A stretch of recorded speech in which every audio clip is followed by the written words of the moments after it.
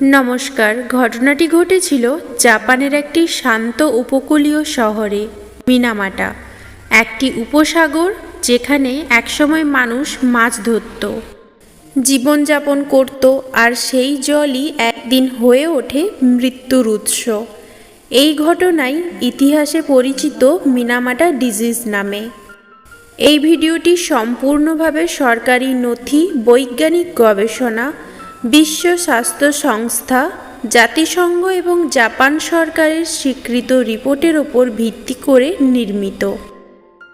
মিনামাটা জাপানের কিউশু দ্বীপের কুমামোতো প্রিফেকচারে অবস্থিত একটি ছোট্ট উপকূলীয় শহর। 1930 থেকে 40-এর দশকে এই শহরের মানুষ প্রধানত নির্ভরশীল ছিল মাছ ধরা, সামুদ্রিক খাদ্য, স্থানীয় কৃষি।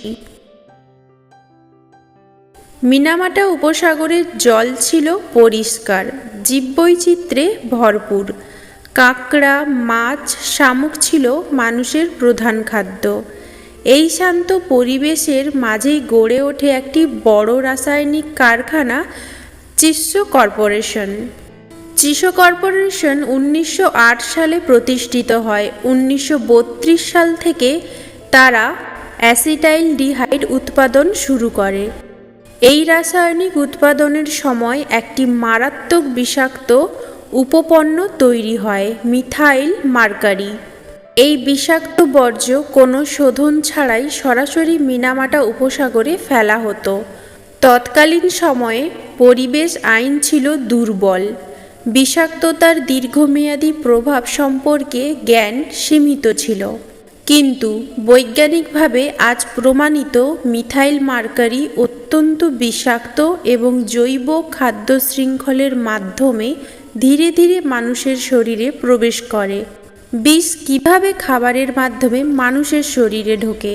মিনামাটা উপসাগরে ফেলা মিথাইল মার্কারি প্রথমে শোষিত হয় প্ল্যাঙ্কটন দ্বারা, তারপর ছোট মাছ, তারপর বড় মাছ। এই প্রক্রিয়াকে বলা হয় বায়ো অ্যাকুমুলেশন এবং বায়ো ম্যাগনিফিকেশন। যত উপরে খাদ্য শৃঙ্খল তত বেশি বিষের ঘনত্ব। মানুষ যখন সেই মাছ খায় তখন সরাসরি বিষ ঢুকে পড়ে স্নায়ুতন্ত্রে। এই তথ্য আজ বৈজ্ঞানিকভাবে প্রতিষ্ঠিত এবং পরিবেশ বিজ্ঞানের পাঠ্যপুস্তকে অন্তর্ভুক্ত। অদ্ভুত উপসর্গ, প্রথম সতর্ক সংকেত। 1950-এর দশকের শুরুতে স্থানীয় মানুষ লক্ষ্য করতে শুরু করে বিড়াল হঠাৎ পাগলের মতো আচরণ করছে, কুকুর খিঁচুনি দিয়ে মারা যাচ্ছে, পাখি উড়তে গিয়ে পড়ে যাচ্ছে।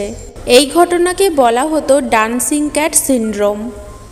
এর কিছুদিন পর মানুষের মধ্যেও দেখা দেয় হাত পা কাঁপা, কথা জড়িয়ে যাওয়া, চোখে ঝাপসা দেখা, চলাফেরায় ভারসাম্যহীনতা। 1956 সালের 1 মে সরকারিভাবে প্রথম মিনামাটা ডিজিজ শনাক্ত করা হয়। মিনামাটা ডিজিজের বৈজ্ঞানিক ব্যাখ্যা অনুযায়ী মিথাইল মার্কারি মানুষের মস্তিষ্ক, স্নায়ুতন্ত্র, ভ্রূণের স্নায়ু বিকাশ ধ্বংস করে দেয়। গর্ভবতী মায়ের শরীরে প্রবেশ করলে শিশু জন্মায় বিকলাঙ্গ, মানসিক ও শারীরিক বিকাশ ব্যাহত হয়। বিশ্ব স্বাস্থ্য সংস্থা এবং জাপানের মেডিকেল গবেষণায় এটি সম্পূর্ণভাবে প্রমাণিত। কোম্পানি, সরকার ও সত্য গোপন। চিশো কর্পোরেশন দীর্ঘদিন ধরে দায় স্বীকার করেনি, তারা বিকল্প কারণ দেখানোর চেষ্টা করে। স্থানীয় মানুষ প্রতিবাদ করলে মামলা, আন্দোলন, সামাজিক নিপীড়ন সবকিছুর মুখোমুখি হতে হয়। 1968 সালে জাপান সরকার আনুষ্ঠানিকভাবে স্বীকার করে চিশো কর্পোরেশন বর্জ্যই এই রোগের কারণ। বিচার, ক্ষতিপূরণ ও আন্তর্জাতিক প্রভাব। হাজার হাজার মানুষ ক্ষতিগ্রস্ত হয়, অনেকেই আজীবনের জন্য প্রতিবন্ধী হয়ে যায়। আদালতের রায়ে ক্ষতিপূরণ, চিকিৎসা, পরিবেশ পরিষ্কারের নির্দেশ দেওয়া হয়। এই ঘটনা থেকেই বিশ্বব্যাপী শিল্পদূষণ আইন আরও কঠোর হয়। মিনামাটা কোনো গল্প নয়, এটি একটি সতর্কবার্তা। প্রকৃতিকে উপেক্ষা করলে, বিজ্ঞানের সতর্কতা না শুনলে লাভের জন্য মানবতাকে বিসর্জন দিলে তার মূল্য পুরো সমাজকে দিতে হয়। আজকের জন্য এতটুকুই। এই ধরনের সত্যভিত্তিক ভিডিও পেতে চ্যানেলটি অবশ্যই সাবস্ক্রাইব করুন এবং ভিডিওটি ভালো লাগলে লাইক, কমেন্ট, শেয়ার করতে একদমই ভুলবেন না।